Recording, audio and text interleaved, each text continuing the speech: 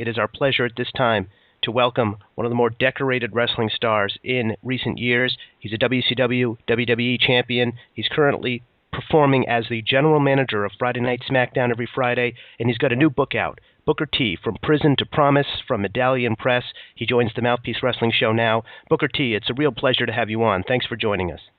I appreciate you having me.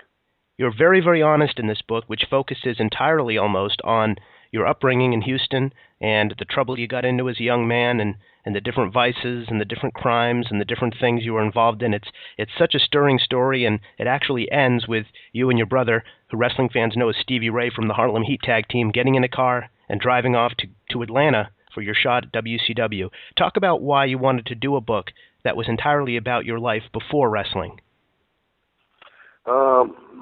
It wasn't something I really wanted to do. It was just something I think I was drawn to do. I took a trip from Houston to L.A. in my Winnebago.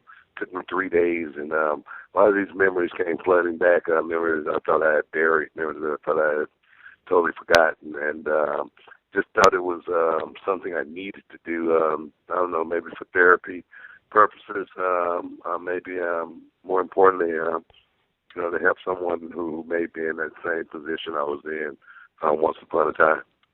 Tell our listeners a little preview of the position you were in and how you hope others can relate to it. I mean, where was Booker T at this point in his life? Oh, man, in a dark, dark place. I'm losing my father at, 10 months old, and then, being the youngest of 8, single-parent household, and then losing my mother at age 13, it was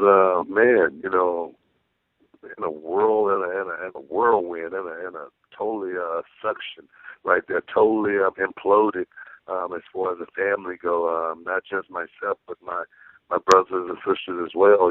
We were lost without the rock of the family and the glue that held everybody together. And so I was lost. I was a kid that was just lost, not knowing what life was about, but knowing that I had to grow up very, very fast as well.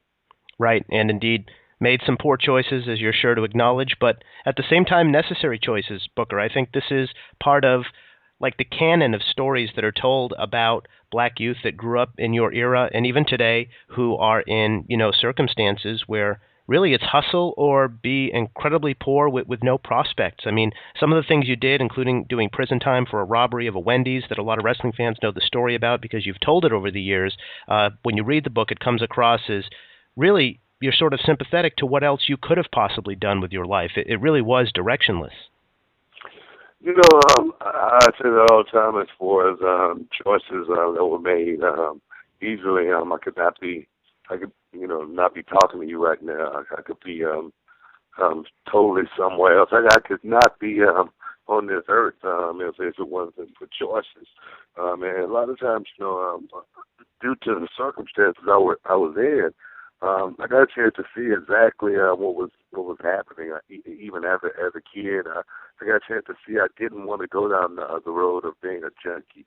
I went down the road of having the choice of, do I want to be a pimp and, hustle women, throughout my life. And then, I got a chance to know as well. I never knew any, drug dealers who had retired, or any pimps who had retired, right. Had pension plans or anything like that.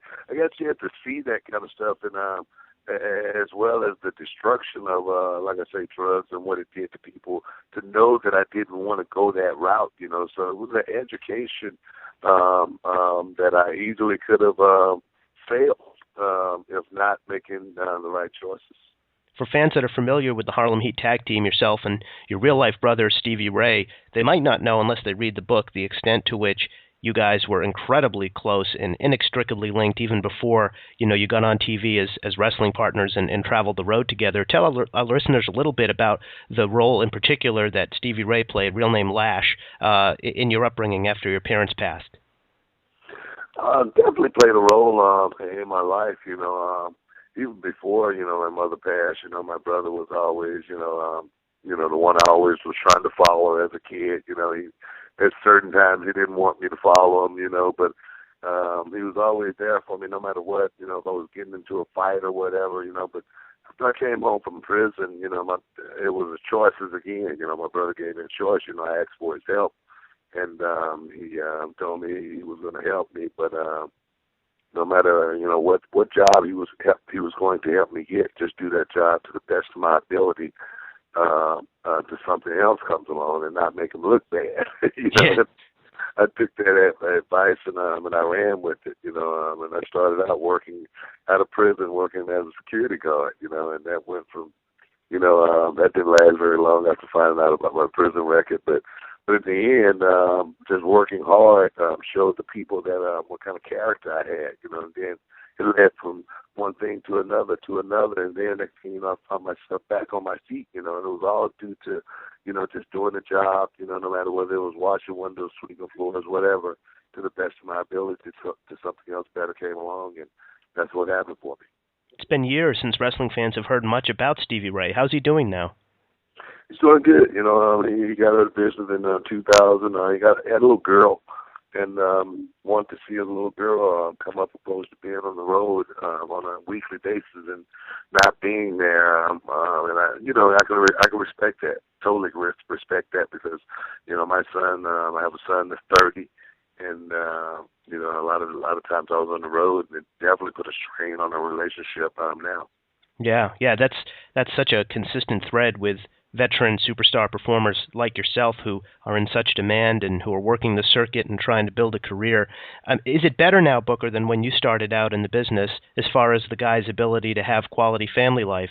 There seems to have been some improvements as far as the schedule over the years and things like that, but it's still very, very difficult on top-level WWE performers as far as keeping their families intact while being away all the time. You know, I always say, you know, we chose wrestling. Wrestling didn't choose us, you know, so we got to, you know, deal with the consequences. And wrestling is a young man's game. It really is. The young man's game who's trying to make something out of his life and trying to create something. You know, it's not for the guy that's married and got kids and whatnot, you know, and even now it's still as tough on those guys who trying to make a family and be out there on the road. It's really so tough on the wife at home because these guys are in such demand. I advise those guys do not go down that route until they are totally prepared and ready for it. Early in your career in this business, you're just not ready for that just yet. Early in the book, you include a reproduction of your mugshot from Harris County, Texas, after the aforementioned guilty plea in the Wendy's robberies in Houston. Talk about what you feel when you look at that picture all these years later. I see a kid, man, and, who really didn't know anything about life, who has gotten a chance to see the world and do it all and get such a huge education from so many different perspectives, who've come so far, you know, from that kid that was on that mugshot, a kid who never expected to be this far, a person who has grown up to be a man. That's what I see, you know, when I look at that mugshot. That's why I insisted on putting it in there, even though it looked like I'm, you know, not in such a bad mood. Yeah. Not that unhappy. Yeah, you look kind of happy to have your mugshot taken, Booker. You were ready. It was your time. It was my homecoming right there, you know. It was my coming out party, you know. But I tell you, you know, I look back on it, and I say, man, I've come a long, long way, you know. And I want kids to know out there that's in that same position that if Booker T can, you know, overcome the odds, you know, it's possibility that they can do it as well. Let me ask you, did you find in the wrestling world, in the wrestling community, in the different locker rooms you worked in and the different wrestlers you worked alongside, that they really understood your story and where you came from and the challenges you faced? Because when I go through the story, it sounds a lot like the boxer's story. You know, I would be dead or in jail if I didn't find this athletic endeavor to occupy my interests and my ambitions. But I'm not so sure if the pro wrestling world has as many people with that same background. Did you find a lot of people that had been through your circumstances, or were you kind of alone? I was totally alone. That's why I never really talked about my background in the beginning a whole lot, you know. Until I got to WWE, was finally started talking about it more due to Jim Ross. Jim Ross told me I need to talk about my story more. I need to tell people about it more. I need to let people feel the story of Booker T. And I never understood why he felt that way, but he was right. But earlier in my career, people just knew I was a former drum major. Right. They thought I never played sports. They knew that. Nobody really never knew how tough I really was, or how long I had been fighting, or the struggles that I had been through that had roughened my edges so much. When I first got into the wrestling business, I was every guys knew it. I think they knew not to, treat me perhaps like they treated the last guy due to I was always willing to fight. Always been willing to stand up for what I believed in. I got in this business to as a business. I never played games with guys, ribs. Ribs is, joking with guys has been something very, very prevalent in this business. And, nobody never ribbed Booker T. Nobody never played games with Booker T because I wasn't in it for that. I was in it to, create something and leave my mark in this life, and just so happened to be professional wrestling, and I was on a mission. I didn't know that wrestlers had the choice, Booker, to not get ribbed. I thought you got ribbed even if you didn't want to. No. Most guys get ribbed when they're not able to defend themselves. I found out who ribbed me, that the person was going to be in a fight, a real fight. And everybody knew if you ribbed Booker T, you might end up in a fight. So it's best not to rib Booker T. I wasn't the guy you tied up with, tape to the, the commode, the bathroom. I wasn't that guy that only one person ever ribbed me, and that was Brian Knobs, and only because we were so close, he knew he could get away with it. Oh, really? But it was a friendly rib. It wasn't a rib that, you want to actually beat somebody up. It's a rib that you almost have to laugh at yourself. Did you get him back? No, he never. The thing is, when somebody ribs you, if you don't find out who it is, you can't just retaliate on who you think it is. So I never really knew it was him. I knew it was him, but I never knew it was him. I never had any proof, so I couldn't say I couldn't retaliate. I'm interested, Booker, when you mentioned how if anybody ribbed Booker T, they knew it would be a real fight on their hands. It wouldn't just be someone angry. It would come down to it, and we'd find out who's really tough here. I wonder if you found in wrestling kind of a gap between how real you could get as far as fights and how a lot of these other tough guys wouldn't necessarily be able to defend for themselves in a real fight. Wrestling fans are always fascinated by stories where in the locker room or in the back, a couple of wrestling performers get involved in a real fight and who comes out on top and who, lands the more telling blows and things. It's always been fascinating to wrestling fans. Did you find, considering your background and the place you came from, that there weren't so many guys that actually could handle themselves if it came down to a real physical altercation? That's a question has always been posed. I look at wrestlers, and you can tell a guy who's been in a real fight before. You can tell a guy that if you don't want to cross him or anything. But you can look at a guy as his in-ring performance and tell if he's been in a few fights before. And it's always guys have come along and they say, man, you don't want to mess with that guy. Man, you don't want to mess with that guy. And I've never had that feeling to where, I was afraid of a man. I felt like, hey, it was a man. We get into a fight. It's just going to turn out, who's going to be the better man. But it's only been one man in this business that if I would have had to get into a fight with him, I would have fought him, but I'd rather avoid it. And that was me, Haku. Mm-hmm. He was the only guy that I ever looked at and said, man, that guy's a tough guy. And you can look at a guy in his eyes and tell if he's a tough guy. And I haven't looked at, a whole lot of wrestlers in their eyes and say, man, I don't want to mess with that guy. I've always been pretty vocal as well as confrontational. You mentioned Meng, the Samoan wrestler who wrestled as Meng in WCW, and as you mentioned, as Haku in the WWF. And he always comes up, Booker, when people talk about real-life tough guys in wrestling. Where does that reputation come from? Did anybody ever actually see him get the job done on somebody backstage, or was it just this mystique? Well, I don't know of about the guys prior to me. I've never seen him actually get into a fight before. But like I say, as a man, I can look at a man's eyes, Mm-hmm. and that pretty much tells a story about that person. And he's the only man in the wrestling business that I've looked in his eyes and say, man, if I get into a fight with this guy, it's just gonna be, I'm gonna go do what I have to do. But Yeah. he's a guy I wouldn't want to have to get into a fight with. I'm not gonna, press the issue if it don't need be. I mean, because like I said, you can look at him in his eyes, and it tells you that this guy has been through something in his life, and most of the times, if you've been in that situation, you can tell. I was really interested when you said that you can not only tell by looking a man in his eyes, a wrestler in his eyes, how tough he might be in real life, but also by his movements in the ring and the way he carries himself in the ring. What exactly do you mean there? What can you see in a guy's in-ring performance that tells you, how well he can really fight? Well, just say, for instance, I look at Alberto Del Rio, and I could tell, he didn't mind getting into a fight. I could look at him in his eyes and say, man, this guy doesn't mind getting into a fight. When he walks out on stage, he actually acts like he could, beat up every guy, in the locker room. He doesn't have a timid bone in his body, when he works in the ring, when he performs. He actually works as if he's in a real fight. You know what I mean? And most guys don't go out and perform that way.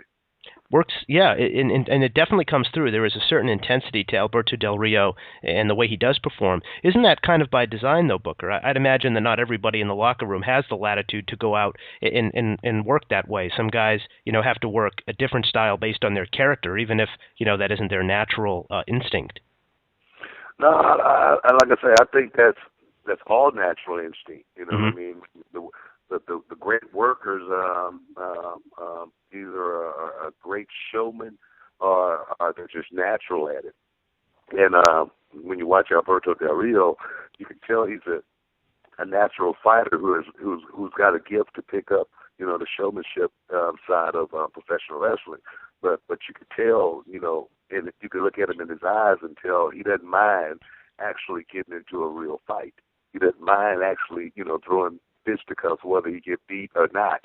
You can look at him in his eyes to tell that, and most guys, like I say, you can look at Sheamus. You can tell Sheamus doesn't mind getting into a fight.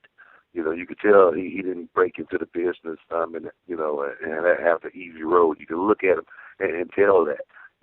Certain guys, I can look in their eyes and tell, the guy's never been in a fight in his lifetime. Yeah. Yeah, that's really interesting. Talking about eyes, one of your trademarks of your character, especially in the latter part of your career and even today as general manager on SmackDown, is the wide eyes, where you just do that one-of-a-kind wide-eye thing where your eyes bug out of your head. Where did that come from? When did you start doing that, and how did you embrace it so well? Because at this point, it's an art when you bulge your eyes out like that. It's not a pretense or anything. That's just have always been me. When I get mad, I've always, my eyes always told the story. And the thing is, I can't hide that. I can't sugarcoat that. I can't pretend that. You know what I mean? Mm-hmm. And I brought it to wrestling where now I can use it. As far as my character goes, but everybody has known me for having wide eyes since day one in the business, and it's not something that I really try to do. Now, with the King Booker character, which was a big part of your career in like the mid-2000s, you were world heavyweight champion on SmackDown, the top guy there, the headliner for that belt, and your wife would come out and all hail King Booker, and you kind of played a character that was a little nuts. It was a lot different than the characters you had played otherwise. Always intense, but never quite nuts. What was it like to be King Booker? It was something I was trying to create. I wanted to be different than every other king that had, won the King of the Ring tournament. I wanted people to remember King Booker whenever they ever think about the King of the Ring tournament. I would be the first one they would ever think about. I want to be the most majestic king that ever wore the crown. I want to be Romeo and Juliet, Shakespeare, Phantom of the Opera. I want to, make a statement every time I came out to the ring. And the thing is, embracing the character is something I always try to talk to the young guys being able to do is embracing the character. fall into the character, love the character, and the character could actually become something great. We talked about the book and how it concludes with you getting involved in wrestling, so there isn't a lot about your wrestling career in the book, Prison to Promise, but you do talk about how Sid Vicious, Sid Udy, Sid Justice, wrestling fans would know Psycho Sid as well, played a big part in you guys, yourself and your brother Stevie Ray, getting the call to go to Atlanta and get the tryout with WCW, which is, of course, the promotion where you really built your first national name. But I had no idea until reading the book that Sid Vicious had played such a key role. Can you talk about how he ended up being the link for you to get the breakthrough in Atlanta? Yeah, I always give Sid the credit, as far as, my brother and I, our big break. If it wasn't for Sid, it's perhaps we could have made it, but, he was the guy who pushed for us, who, we're in Global Wrestling Federation on a Friday night, and, Sid called the sportatorium and wanted to talk to us on the phone, and next thing you know, he was like, "Hey guys, Sid Vicious," and I was like, "Wow, are you kidding me?" He's like, "Yeah, how would you guys like to come and work for WCW?" And it was like, "We love to come and work for WCW." And the thing was, he was trying to get an agent's position at that time, move up in the office, and he wanted us to be his first project. And he said, "Well, I'm going to do my best to get you guys up here." And 6 months later, we were, packing our car up, getting over here to Atlanta. Actually, Sid put us up in his house. In his apartment for about 4 to 6 months, and made sure we got paid properly. Made sure we got a raise. We were in our first pay-per-view in the main event in Houston, Texas. Our first pay-per-view. Sid was the guy who looked after us when we first got there. Now, of course, you spent the rest of your career with WCW until WCW got purchased by Vince McMahon and the WWE, and in 2001, you made the jump over to WWE and made a big impact coming out at King of the Ring, putting Steve Austin through a table, and announcing the arrival of the short-lived WCW invasion. And a lot of promise there at that moment, a lot of electricity because, everyone for so long had speculated and thought it would be such a dream scenario if somehow WWE or WWF at the time and WCW could work together to bring these forces together. Was that an awkward time for you, Booker, coming over as one of these WCW guys that had suddenly been brought under the WWE umbrella? Was it kind of a learning process as far as the locker room, as far as integrating into the WWF culture? Well, definitely was. With the learning process, I looked at it as a learning process. Though I came, I made sure I left all my accolades back in Atlanta. Yeah. And with WCW, I left all that stuff behind me. I didn't want to take any glory with me. I wanted to start all over. I wanted to prove to the guys in the locker room that I was, worthy of being part of that group, part of that fraternity. I knew it was going to be a whole lot different over there because, I had heard the stories before I ever got there. So I just knew I had to come in there with a totally open mind to learn a different perspective of the business, but still keep the integrity of Booker T intact and still not, bend. I'll be willing to bend, but never break. What was the difference between the WWF and WCW locker room cultures? Everything was so much more structured. A lot of people were scared. Yeah. A lot of guys were walking on pins and needles, you know what I mean? But the thing is, I've always believed in my talent. Just to tell a story, I remember I used to like playing video games, and I used to like taking a nap, and I was a little different, and when you get into WWF, you couldn't do that. WWE, you couldn't do that kind of stuff, But like I say, I always believed in my talent. And I was taking a nap one day, and one of the guys told me, "Hey man, you don't need to let anybody see you taking a nap, because you get a lot of heat." And one thing about the word heat, I never really cared about in the business because I always felt like when you're talented, you can heat and still be around. Right. So I said, okay. I told the guy, okay. But I'm walking down the hall, and at that time, JR is the one who signed me my contract in the WWE. And I'm walking by JR, and I go, "Hey, JR, if anybody's looking for me, I'm going to be out in the car taking a nap." And he goes, okay. And from that point on, I've still been Booker T since day one. I've never changed. there's a lot of mysterious things to wrestling fans or people who try to learn about the WWF locker room culture. A lot of things that's like etiquette that's hard to understand. What's the problem with taking a nap? Why would that get you heat? Well, for a lot of the young guys, they don't know how to perform, and being taking a nap, that could be, something you can get heat for. My thing has always been, I'm a performer. I need my rest to be able to go out and perform. I'm an artist, but the thing is, if I didn't know how to work properly, I wouldn't have been taking a nap. That's the thing. Talent can speak up. When you're not talent, keep your mouth shut and try to learn the business.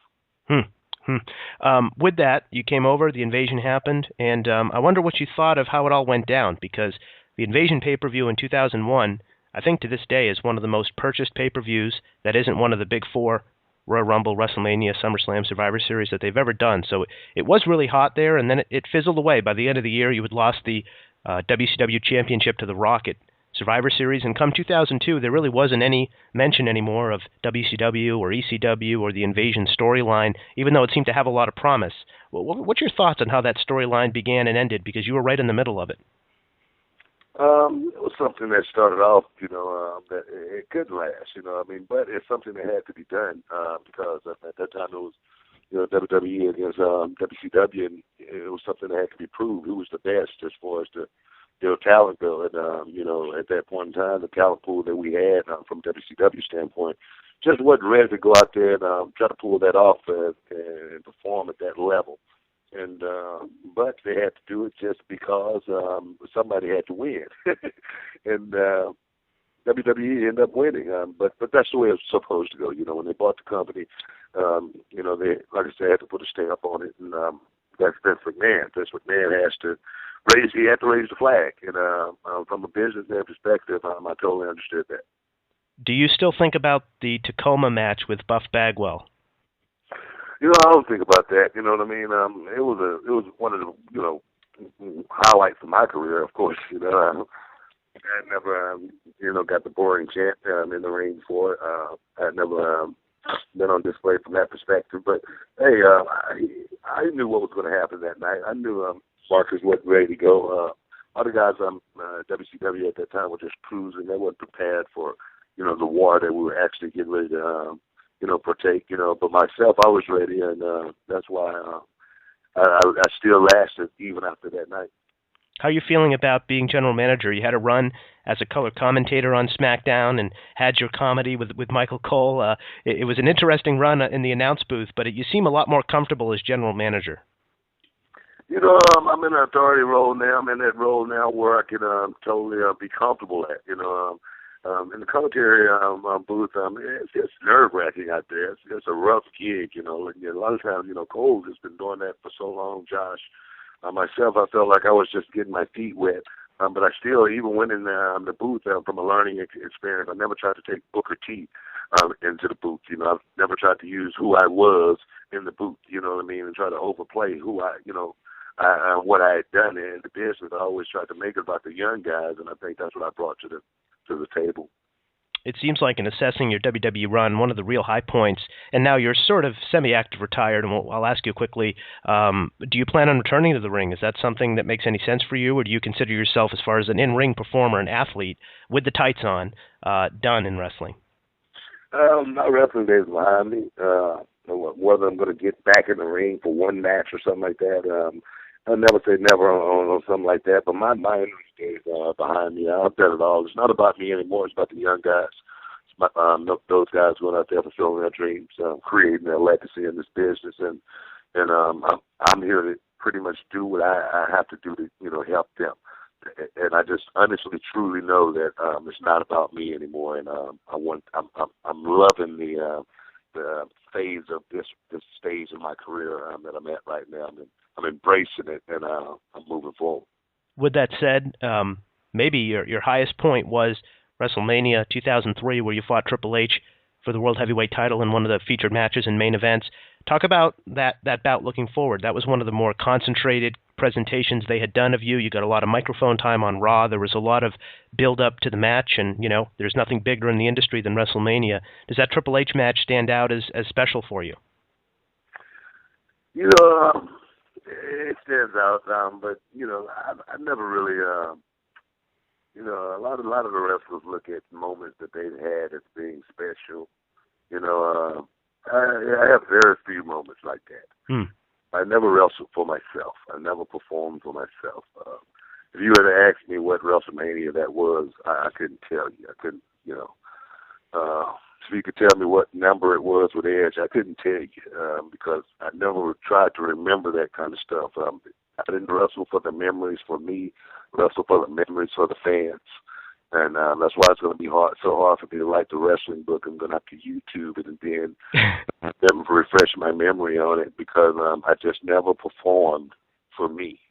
Certain moments, like with Goldust, King Booker, and, Stone Cold Steve Austin, the grocery store, certain moments, the Best of Seven series of Benoit, third round.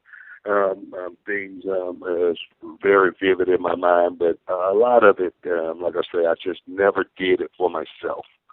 That's really interesting. And the moments you did mention, it is sort of a short list, but definitely I think just as a longtime wrestling fan, those stand out when I think about your high points as well and the real memorable moments. You mentioned the Best of Seven series with Chris Benoit, which of course played out in WCW in 1998 over the World Television Championship. Really some of the best matches on Nitro, just amazing performances over 7 matches between you two. Is it tough, Booker, to kind of think about that, though, knowing what ended up happening with Chris Benoit? Does that kind of taint the memory of how great and big for your career that series was? Well, it does take the memory for me, but I think it does for a lot of the fans.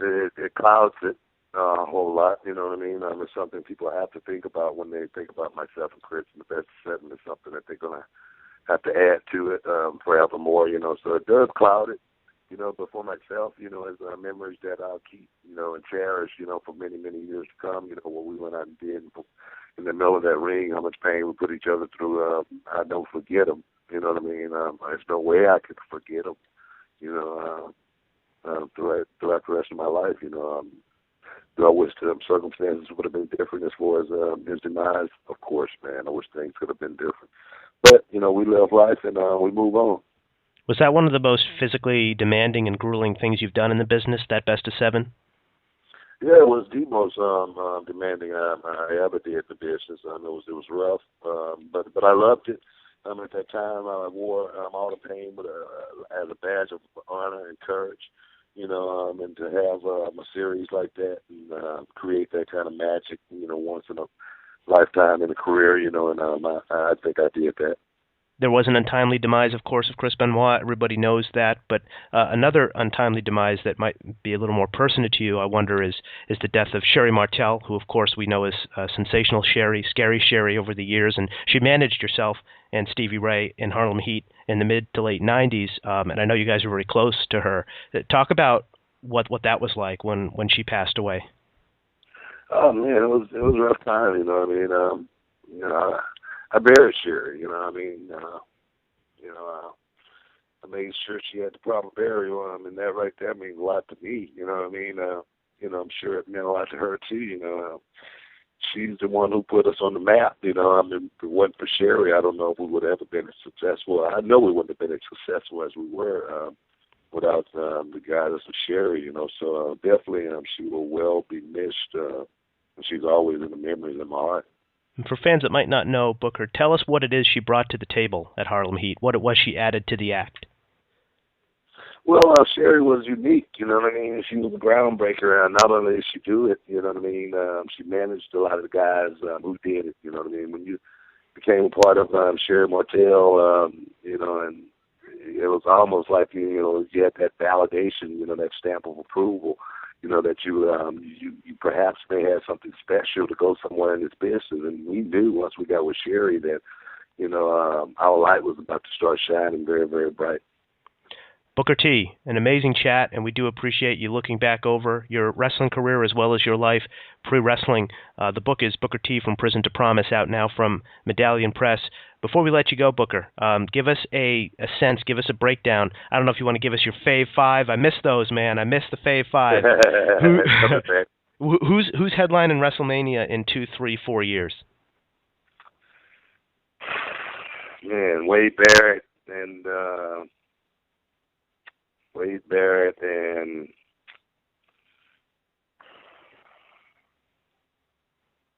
man, it's going to be hard to pick the next one. Put Wade. you on the spot here. I know. Well, you can name 4 or 5 different guys that might be in the mix. Of course, Wade Barrett. Of course, Cody Rhodes is going to be there. Randy Orton, he's a guy that's he's a prime time main eventer. Sheamus is the guy who's going to be sticking around this business for a long time. And it's a few guys. There's a few guys that's out there that's carrying the load right now, and I see those guys carrying it for quite some time. But I do plan on some new guys. Stepping into the fray and throwing their name into the hat. I'm going to be doing my best to guide these guys. Not only do I GM, but I train and try to mentor as well. So I'm going to be doing my part to bring the next generation up. So I'll be looking over the next 5 years, and then let's do this conversation again. Then I tell you. Yeah, we definitely want to reconnect, but not without asking this absolute final question. I think this is the third last question I said I was going to ask you, and I apologize for that, but you're being such a great interview. How do you hope wrestling fans remember you? I just want people to remember me, man. Booker T, man, he was cool, man. He was all right. You know what I mean? I don't need to be put on a pedestal or anything. Just want people to remember Booker T. A smile come to their face. That's it. Because of the memories that they got from Booker T. That's it. I don't need to be remembered as the Hall of Fame or the guy who went out and had, all of the greatest matches, because I know I didn't, but I did my best as far as trying to give the fans the ultimate form of entertainment that I could, and I think I've done that. Well, in addition to that smile, maybe a bugged out eye will do as well, right? Yeah, exactly. A little bit of that. Maybe look at the palm, spin a Rooney, maybe if. Exactly. Throw up the finger. You know what I mean? And just pay the respects to Booker T for what he tried to do as far as bring laughter, emotion, and bring some feelings to your life while you was watching.